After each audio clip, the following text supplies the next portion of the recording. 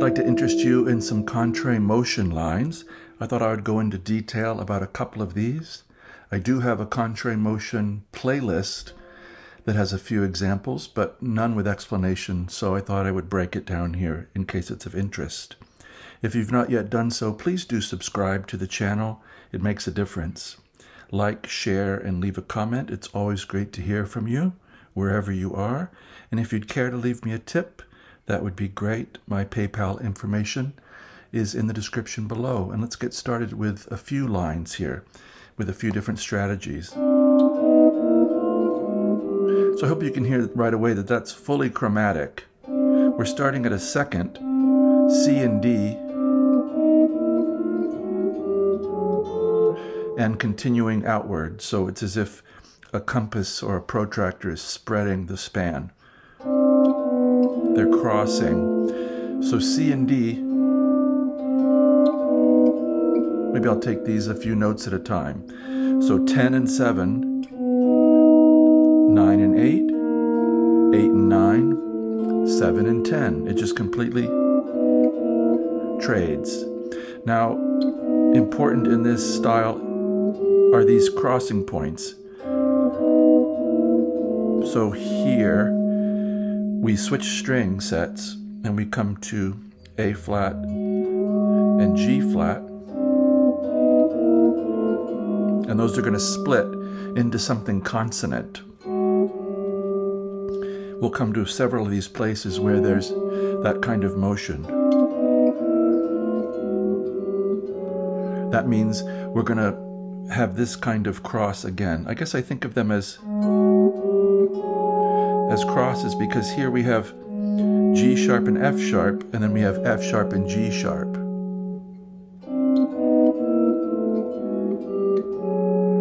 So that section was, we got this.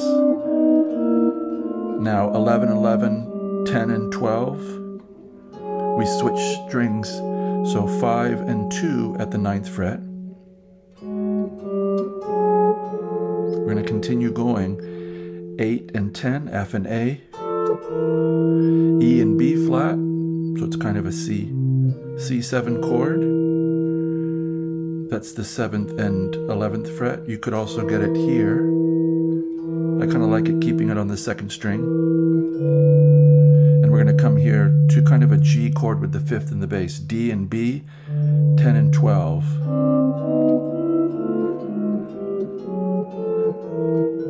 We're going to end up octave C's, 8 and 8 on the 6th and 1st strings.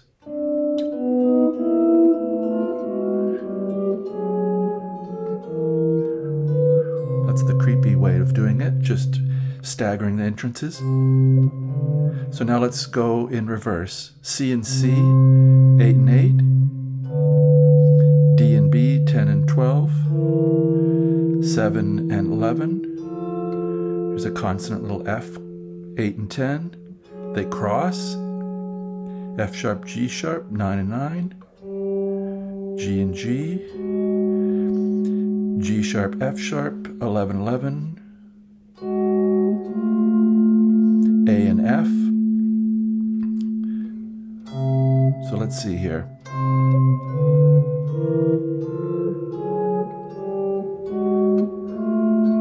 So once we get to A and F, 12 and 10, we have to jump back to our original set, but kind of in the middle. Here's B flat and E, 8 and 9. Those swap, so it becomes 9 and 8.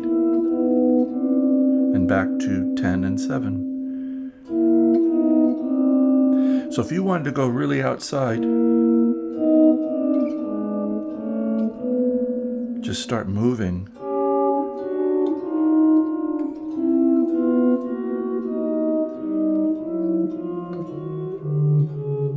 You get used to how the fingers feel doing this kinds of exercises.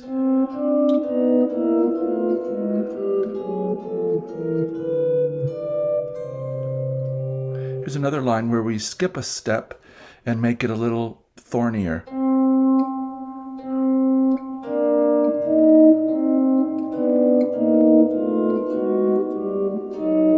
This is the one where I did some 5 1s at the end that also go in contrary motion.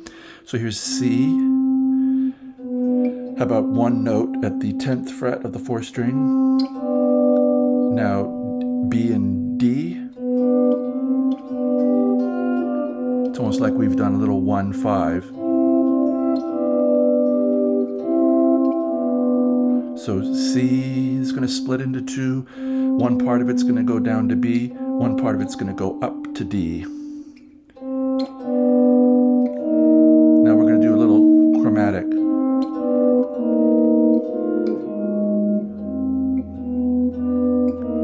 So here's 8 and 8.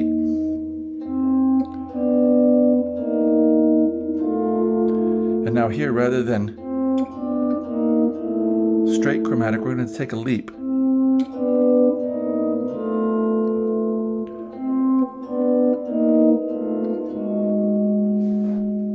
Kind of bluesy.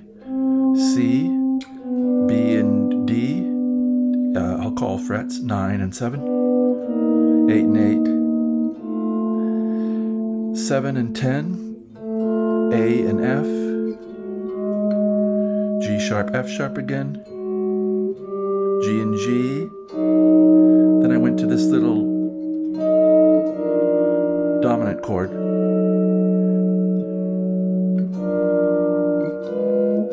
That are just fun to do. So this is 9, 8, and 10.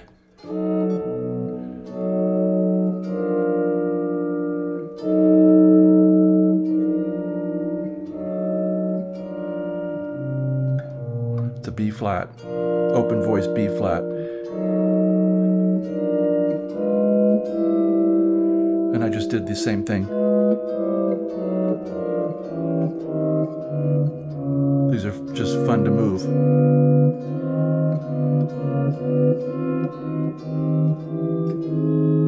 In contrary motion.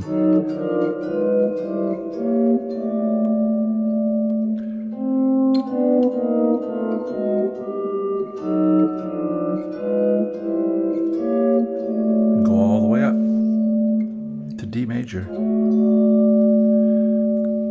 So I hope this has been something interesting for you. Contrary motion's great fun. You can make up your own exercises.